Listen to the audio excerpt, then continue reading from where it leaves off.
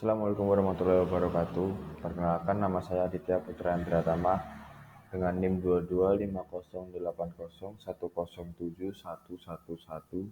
2250801071111070 dari kelas M04 Prodi Manajemen Sumber Daya Perairan Universitas Brawijaya. Di sini saya akan memberikan penjelasan tentang DNA dan RNA. Daftar isi yang pertama adalah pengertian DNA, yang kedua pengertian RNA, yang ketiga perbedaan DNA dan RNA, dan yang keempat dogma sentral. Pengertian DNA. DNA adalah molekul yang terdapat dalam semua sel kehidupan, termasuk manusia dan hewan, tumbuhan, bakteri, dan virus. DNA mengandung informasi genetik yang menyandingkan instruksi untuk mengembangkan, menjalankan, dan memelihara kehidupan. Struktur DNA. Dari gambar DNA di samping bisa dilihat jika setiap nukleotida terdiri dari 3 gugus molekul sebagai berikut. Yang pertama, gula pentosa atau deoksiribosa. Yang kedua, basa nitrogen yang terdiri dari golongan purin yaitu adenin dan guanin, serta golongan pirimidin yaitu sitosin dan timin. Yang ketiga adalah gugus fosfat. Basa nitrogen penyusun DNA.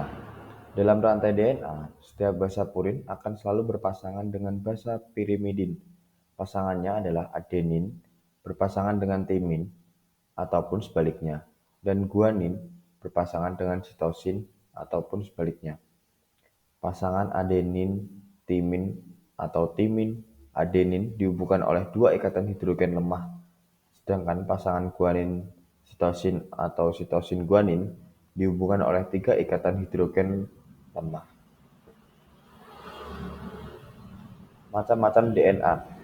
Berdasarkan bentuknya, terdapat 3 jenis DNA, yaitu DNA A yang berperan dalam proses replikasi, DNA B berperan dalam proses transkripsi dan translasi, dan DNA Z yang berperan dalam proses transkripsi.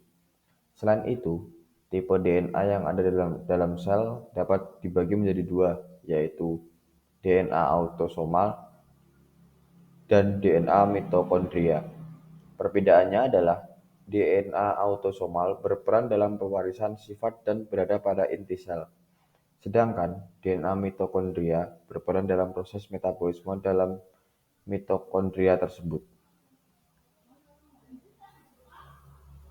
Pengertian RNA. RNA merupakan asam nukleat rantai tunggal yang merupakan hasil transkripsi dari DNA. Molekul RNA inilah yang kemudian ditranslasi menjadi asam amino sebagai penyusun protein. RNA berperan dalam proses sintesis protein. Namun pada virus tertentu, RNA juga berfungsi untuk membawa informasi genetik. Struktur RNA. RNA terdiri dari satu utas benang polinukleotida yang terbagi menjadi gugusan gula ribosa, gugusan basa nitrogen, dan gugusan asam fosfat. Basa nitrogen RNA tersusun atas basa pirimidin, utrasil dan sitosin, dan basa purin, adenin dan guanin. Pasangan basa nitrogen pada RNA. Pada RNA, adenin berpasangan dengan urasil dan guanin berpasangan dengan sitosin.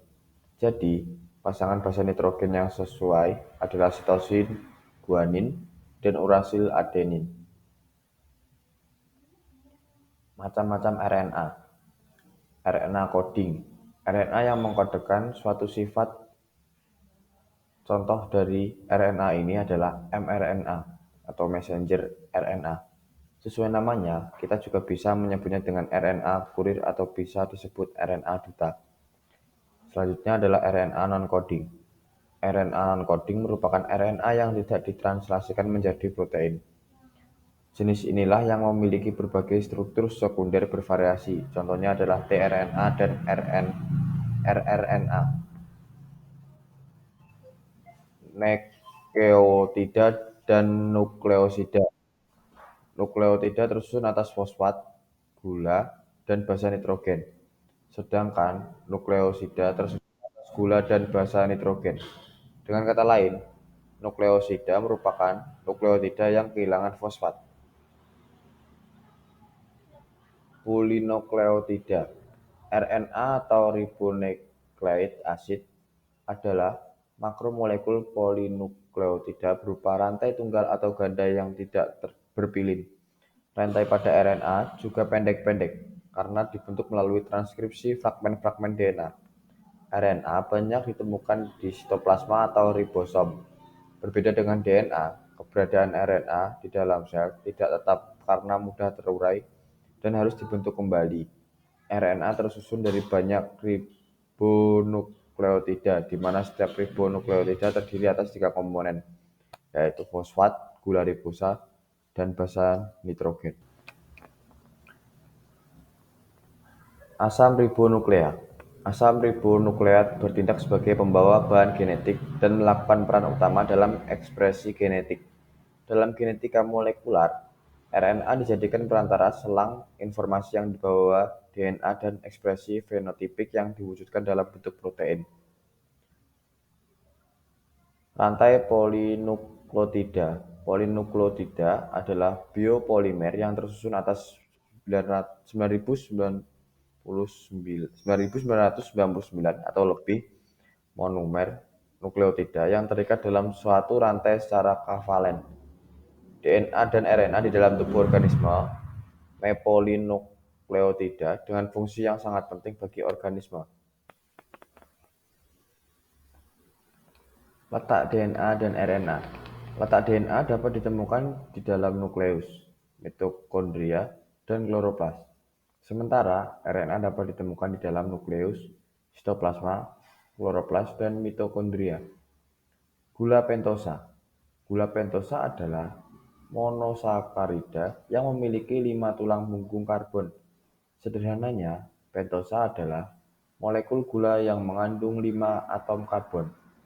Gula pentosa dalam DNA adalah deoksiribosa, sedangkan pada RNA adalah ribosa.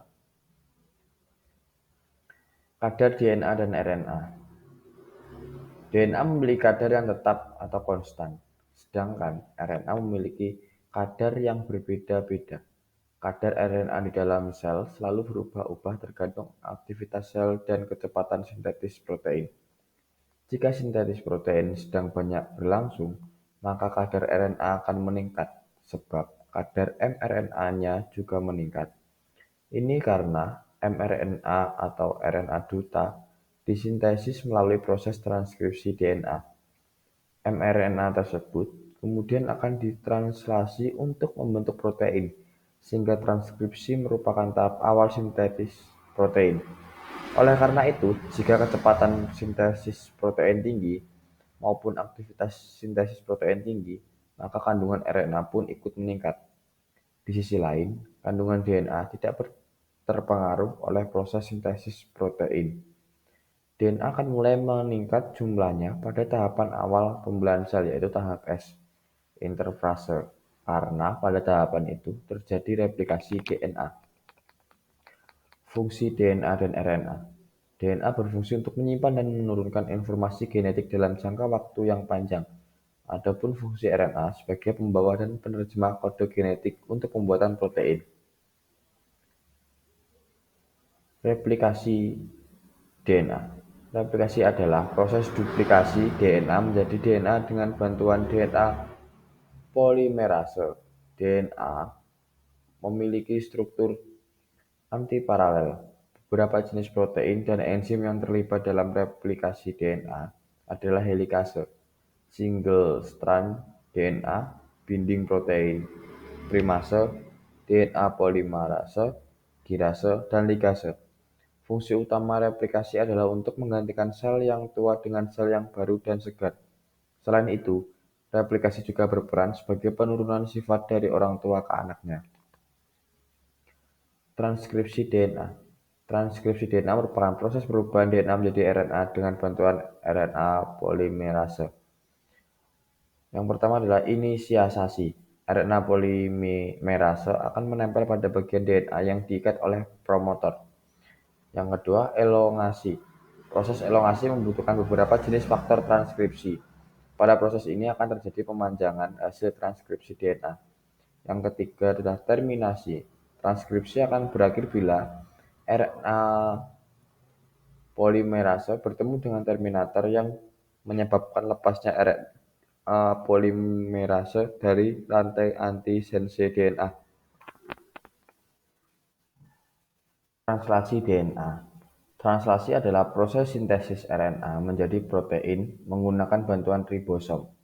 Pada eukariot, proses ini dapat terjadi di retikulum endoplasma. Pada prokariot, proses ini terjadi di sitoplasma. Tidak semua RNA dapat disintesis menjadi protein. Salah satu jenis RNA yang tidak dapat ditranslasi adalah mRNA. Sekian, terima kasih penjabaran materi dari saya. Jika ada kurangnya mohon maaf. Wassalamualaikum warahmatullahi wabarakatuh.